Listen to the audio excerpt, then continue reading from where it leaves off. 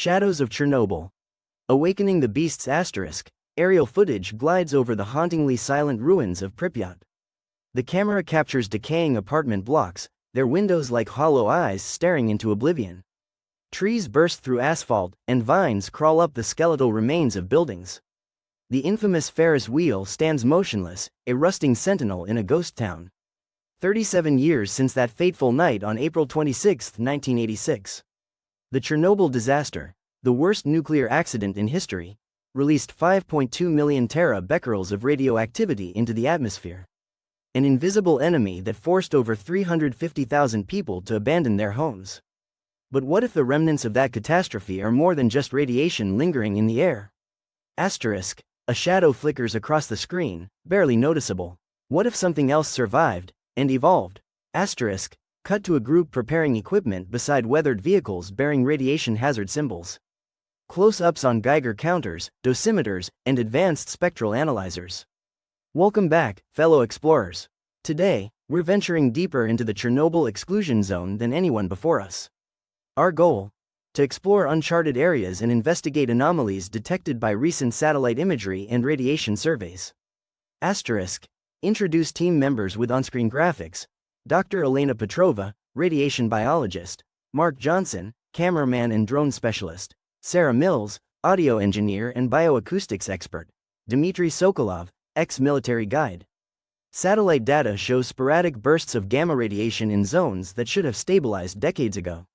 There's also evidence of anomalous heat signatures moving erratically through the area. I've led countless expeditions here, but the places we're heading to, even the most seasoned stalkers avoid them. Locals speak of the Black Woodses, areas where devices fail and people disappear.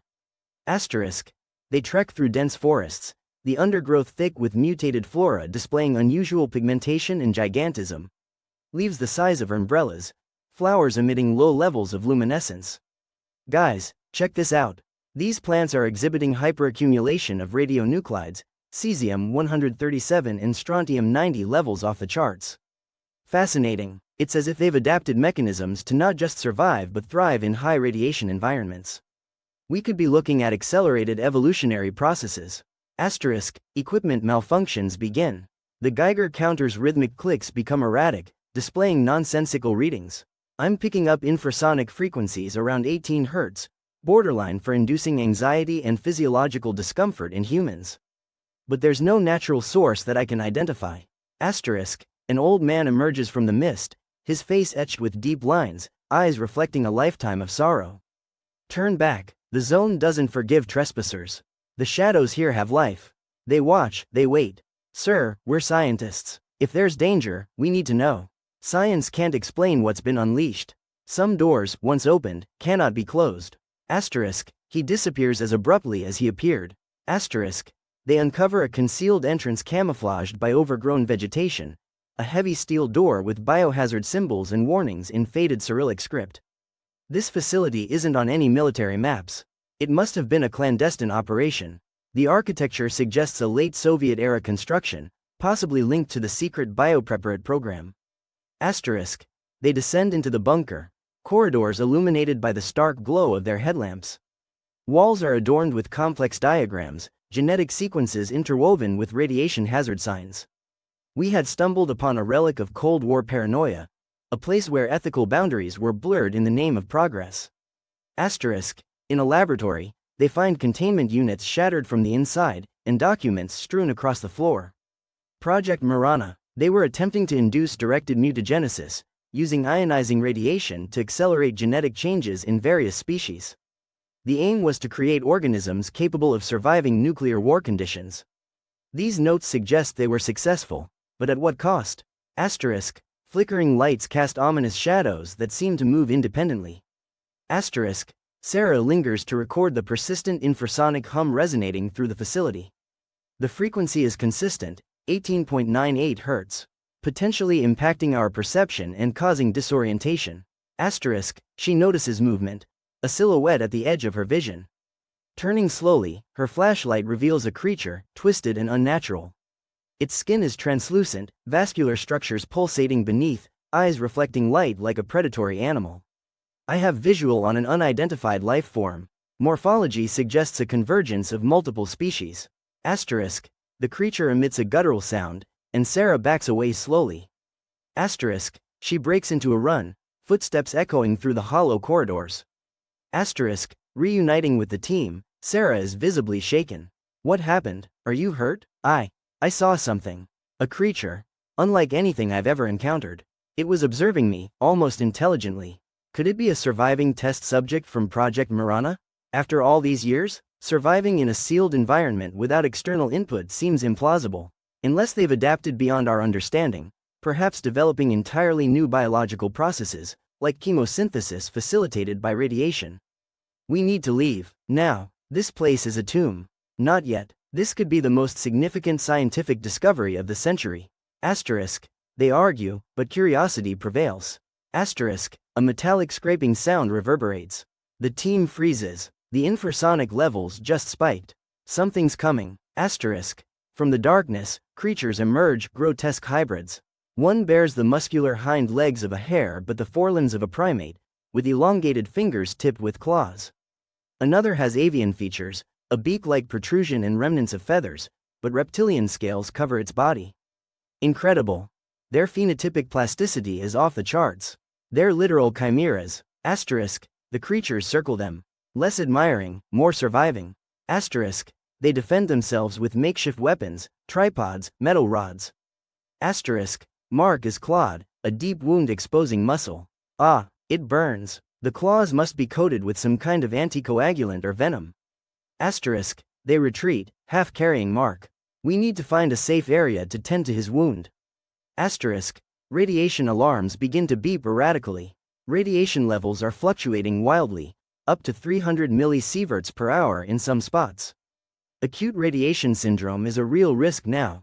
Wait, the infrasonic frequencies, they're higher near damaged sections. Could the reactor still be active? If there's a breach, we could be exposed to radionuclides like iodine-131, cesium-137, both of which have immediate health effects. Asterisk. They enter a control room. Maybe we can access facility schematics, find an exit. The system is archaic but functional. There's an emergency ventilation shaft that leads to the surface. It's on the other side of the facility, past the reactor. Asterisk. Mark's condition worsens. He's going into shock. We need to slow the spread of any toxin. I have a portable cold pack in my kit. Asterisk. They apply rudimentary first aid. Asterisk. Proceeding cautiously, they reach the reactor chamber, a colossal room with a central core shielded by layers of graphite and lead. This reactor design is unlike any RBMK model, it's experimental. Asterisk. She scans the instruments. They're using a fast breeder reactor. It could be generating plutonium-239, explaining the high neutron radiation levels. Can we shut it down? Possibly, but it might trigger a meltdown if done incorrectly. Asterisk. The creatures converge, drawn by the activity. The infrasonic frequencies, they peak here. Maybe the reactor is emitting something that's attracting them. If we can alter the frequency output, perhaps we can repel them. It's risky, but if we adjust the reactor's control rods to change the neutron flux. Asterisk. She manipulates the controls. Machinery groans as systems adjust. Asterisk. The creatures hesitate, disoriented. Now's our chance. Asterisk. They make a dash for the ventilation shaft. Asterisk. Climbing the shaft, they emerge into the fading daylight. The sky tinged with hues of orange and purple. Asterisk. They collapse on the ground, gasping for air. Is everyone okay? Mark needs immediate medical attention. Asterisk. Military vehicles approach rapidly, headlights piercing the gloom. Asterisk. Remain where you are. Hands in the air. Asterisk. They're surrounded and escorted to a decontamination facility. Asterisk. In a sterile interrogation room, Alex sits across from a stern official. You've violated multiple international laws by entering the exclusion zone without authorization. People need to know what's happening there. There are creatures, mutations from Soviet experiments, that pose a global threat. The area is under control. What you experienced were hallucinations due to radiation exposure. We have evidence, samples, data logs, all confiscated under the State Secrets Act. Discussing this further would be unwise. Asterisk. Released. Alex reunites with Sarah and Dr. Elena. They've sanitized everything. Our equipment, samples, all gone. What now? They'll be watching us. We might not have physical proof, but we have our story. We'll share it, warn others. Asterisk, cut to Alex uploading their account to an encrypted server. Asterisk, the truth is a relentless force. It seeps through cracks, defies suppression. The shadows of Chernobyl are not just a remnant of the past but a harbinger of what unchecked hubris can unleash. Asterisk, final scene. A new group of explorers breaches the perimeter under the cover of darkness. Laughing and unaware, they disappear into the woods.